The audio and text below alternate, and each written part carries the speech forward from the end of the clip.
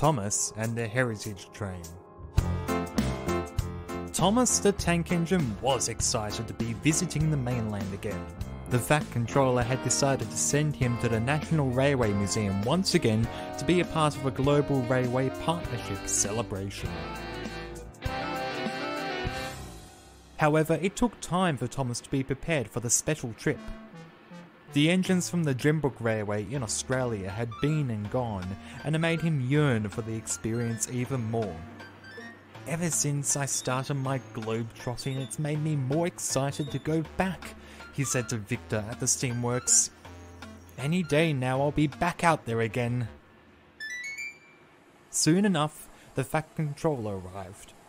We've had clearance from the mainland controllers to have you leave for York tomorrow morning. Thomas was relieved.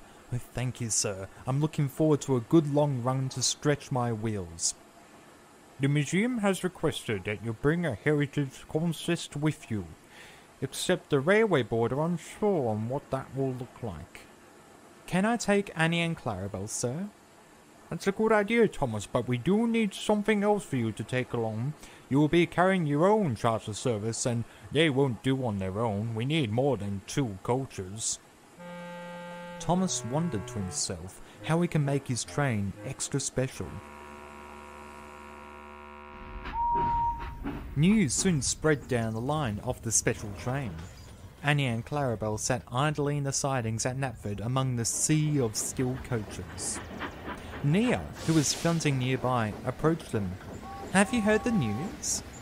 We never hear anything, my dear. We only hear news when we're out on the line. With Thomas out of service, we've had very little to do. So Nia told them about what she heard about the heritage charter train. My oh my, gawked Annie. What an auspicious opportunity. Quite so, replied Clarabelle, but why give us so many passengers that they need another coach? I'd say because it's a popular opportunity.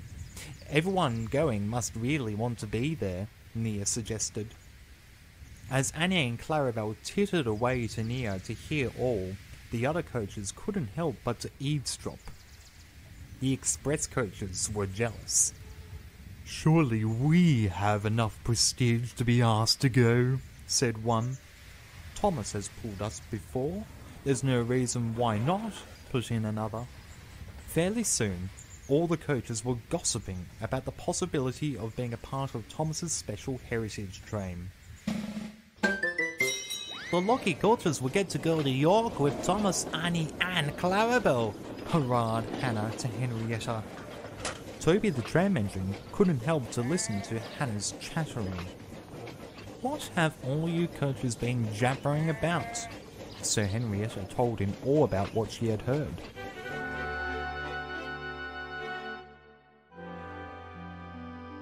All the coaches in the yard are banging on over it.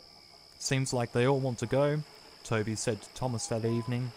Thomas was shocked to hear that word had gotten around so quickly. I can't take that many coaches. And besides, if it's a heritage consist, then it would need to be somebody old enough. Suddenly, an idea flew into Thomas's funnel. That's it, he jumped. What's it? Puzzled Toby, but Thomas had puffed out of the yard before he could say another word. He found who he was after sitting in the sidings at Wellsworth Station among the older coaches. Thomas whistled. Wake up, sleepyhead. I have a very important proposition for you. The old slow coach yawned gracefully and gleamed when she saw Thomas smiling back at her. Thomas, it's been so long. How can I be of assistance? That's a wonderful idea, the Fat Controller remarked over the telephone. Send her to the steamworks immediately. The train is due to leave tomorrow, and we need her in working order. Tomorrow finally came. Thomas sizzled at the platform in Vickerstown Station with his 3 coaches all primed up and looking very proper. Edward had gone ahead of Thomas to make sure the path forward was set. The line is clear for you, Thomas. You're all set to go. Thanks, Edward. Oh, and Thomas, when you go to the first junction, please make sure you take the left line. And with that, Thomas chuffed away over the drawbridge and onto the mainland. He sang happily, "Come along, we mustn't be late, come along, we mustn't be late." Then Annie and Clarabelle chimed in, "We're coming along, we're coming along." But the old slow coach who rode behind said nothing. She only beamed her biggest smile. It's really useful engine, you know. All the other engines don't tell you so. He hops and pops and whistles, rushing to and fro. He's a really useful engine we adore. He's the one, he's the one. He's the really useful engine that we adore. He's the one, he's the number one. Thomas the Tank Engine. Filled with important people, they had a long stretch of line between Vicarstown and York. They coasted by stations and saw more modern, sleeker trains whiz by. They may be fast, but they'll never look as good as us, Thomas jaunted. The three coaches happily agreed. Little blue train, he's always there whenever you need a hand. If you need help with a situation, you can't seem to mind. He's the one, he's the one. He's the really exciting that we adore. He's the one, he's the number one. Thomas the Tank Engine. He's the really useful engine we adore.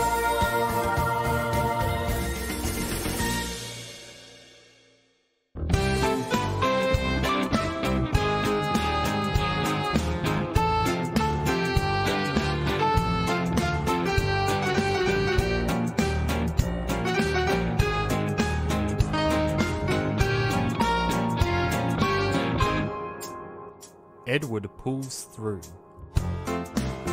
The Fat Controller had seen to it that Edward was to go ahead of Thomas's heritage train to find a clear path to York so that there was no confusion nor delay.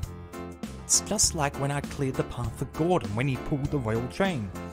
I'll be making sure the line ahead is clear and safe, and we can select the best route," he said to Thomas.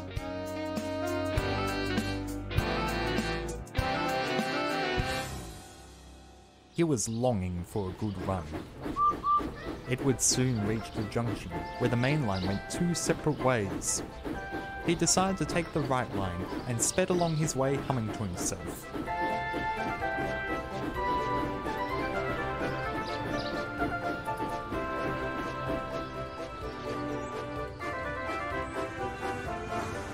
They soon made their way down a stretch of line that was primarily used for goods trains. Factories and chimneys towered above the railway line as trains snagged through here. "Hang on," he said. "This place looks awfully familiar." Edward hissed into the yard limits and stopped to observe his surroundings. Dirty diesels greased through, pulling grimy old trucks, not paying much attention to the old blue engine as he pensively looked around. Then the thought hit him. "That's why this place is so familiar. This used to be my old home, the Finesse Railway. This is the yard of Barrow." "Who's there?" Edward edged closer to the noise and found an oddly familiar engine, sitting in a siding, covered by a tarpaulin. "Fancy seeing you here, youngster." "My word, it's you. It's really you. You really think a different lick of paint will change your whole appearance? I'm observant enough to know that it's you, Edward. You haven't changed a bit." "Bless my wheels, Alice. How long have you been here?" "Oh, I couldn't tell you. Long enough to see my sisters and brothers go, as well as the others. All I can see now, diesel, diesel, diesel for miles. It's been a long time since I've seen another steamy." "So they just abandoned you and left you here?" not so much as abandoned me, but not too sure what to do with me, so they rain-checked it and have left me here ever since. Edward was careful to react as he didn't want to upset his old friend, but he wanted to be reassuring. Then he had an idea. Why don't you come with me? I know a safe place we can go. Oh, I'm not so sure, my dear. My wheels are rusted through and I haven't got the ability to start a fire or raise any steam. I'm just as good as scrap. Now don't say that. I'm sure we can do something for you. I'm off to York, in fact. I'm clearing the path for a younger colleague of mine. Perhaps I can pull you there. Alice sparked a quick smile in agreement. Edward went to couple up in front of the old engine. Then it happened. That engine is our property! Quickly, after them!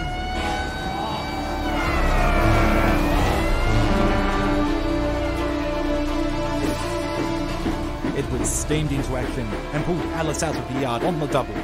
The grimy diesels grew in number as the word went around. Stepney on the loose!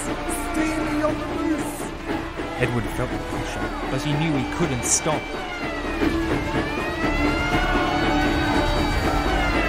He suddenly remembered an old loop line he used to take when he worked on this railway. It looked closed down and out of exposure, so he darted down it as quickly as he could, so he and Alice could jump out of sight. The mainline diesel zoomed past, looking in every direction for Edward and Alice.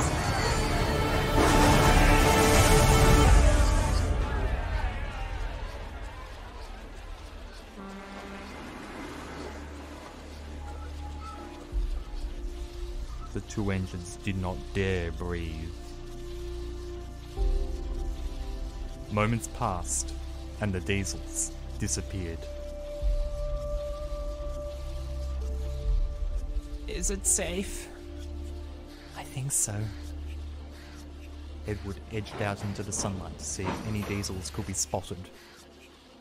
Optimistically, he quietly pulled Alice down the loop line.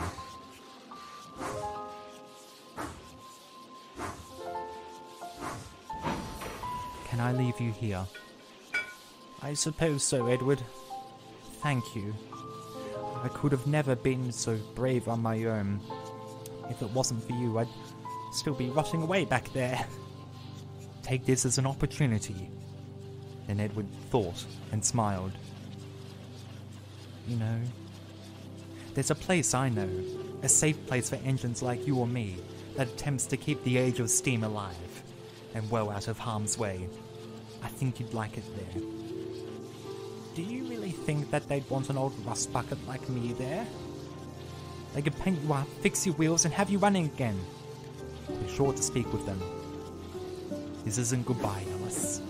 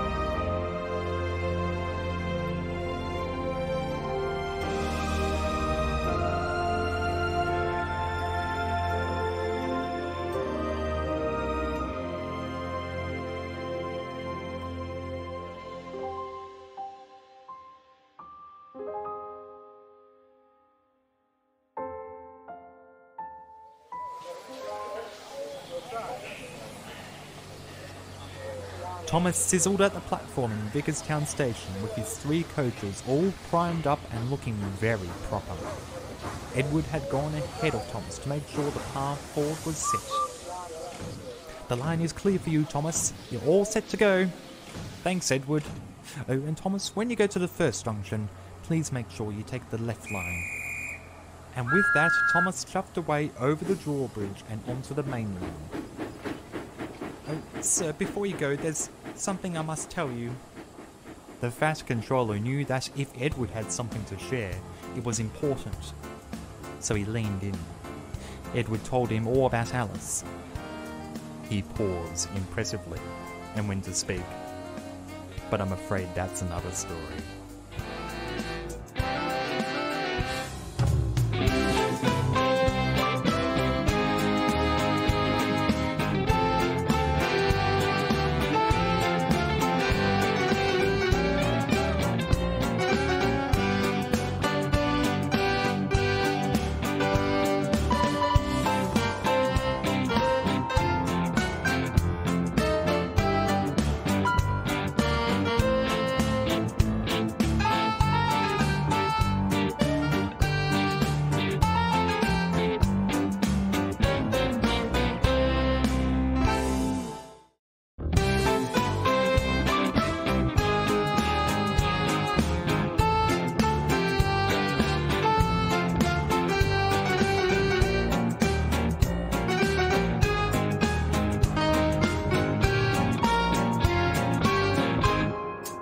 A new friend for Stepney. Annie, Clarabelle and Old Slowcoach were excited to be of Thomas's special heritage train. Filled with important people, they had a long stretch of line between Vicarstown and York.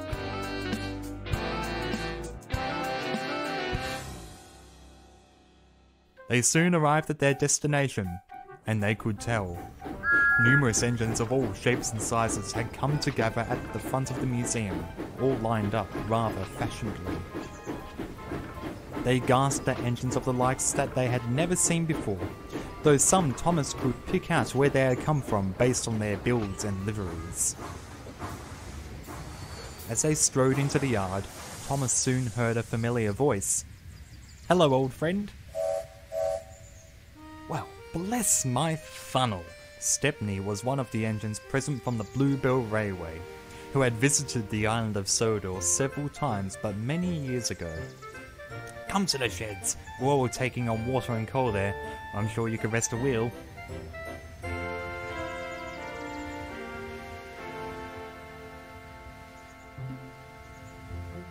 Stepney brought Thomas and his coaches to the yard, where many other engines were resting too. "This is quite a big setup, this," remarked Stepney. "It is a big yard," gasped Thomas. "Not the actual setup, silly. I meant the event." The two engines laughed, and began to muse on old times just like it was yesterday. "We hear of your railway quite regularly. It sounds like Sir Topham Hatt has been doing wonders for you." "You could say the same for your line," replied Thomas. "It sounds like the Bluebell has been doing some great work." "Oh, it's been wonderful. I don't run around as often as I used to, but whenever I get the opportunity, I always take it." The pair were interrupted when a flash of red jolted out of the shed into the remaining sunlight. "Hear him waffle on," said the red tank engine. "He'll bore your bolts off." "Oh, by the way," Stepney rolled his eyes, "I'm sure I've told you about Baxter here." "That's Captain Baxter to you, little terrier."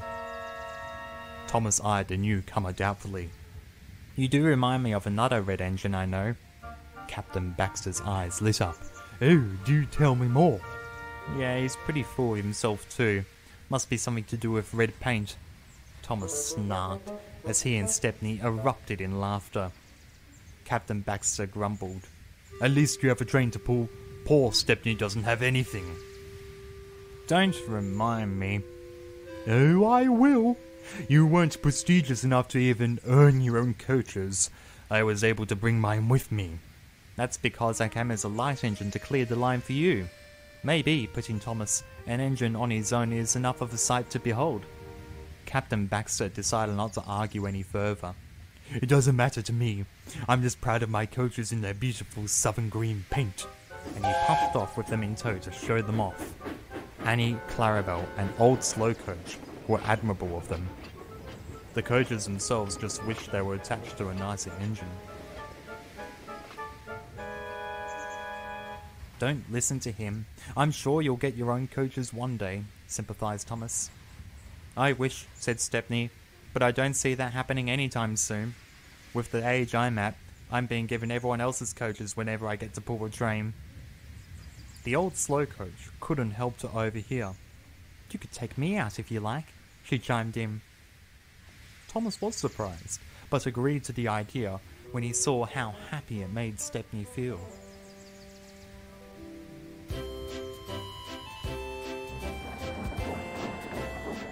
Across the week at the museum, visitors got the opportunity to ride behind each of the engines. Stepney and Old Slow Coach coasted around the beautiful English countryside. Thank you for letting me pull you, what's your name? Most engines call me Old Slow Coach, but for now, I think you could call me by my proper name. And what's that? Esmeralda. My name is Esmeralda. Well, Esmeralda, it's an absolute delight to work with you, Stepney replied, and the two spent the rest of the week working together, happily pulling tourist and families up and down the line.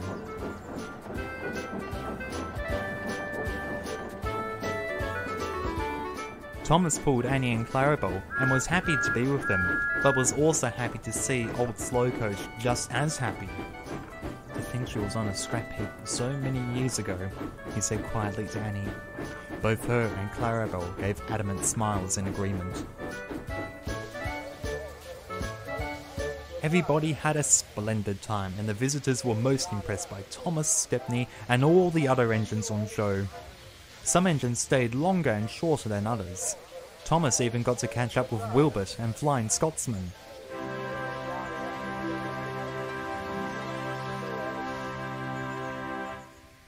Soon enough, they had to get ready to head back to the island of Sodor once again. Are we ready? Thomas asked the three coaches. We are, Annie and Clarabelle chimed. Old Slow Coach paused. Actually, Thomas, I think I'm going to stay behind. Thomas blinked. Why? Do you like the museum that much?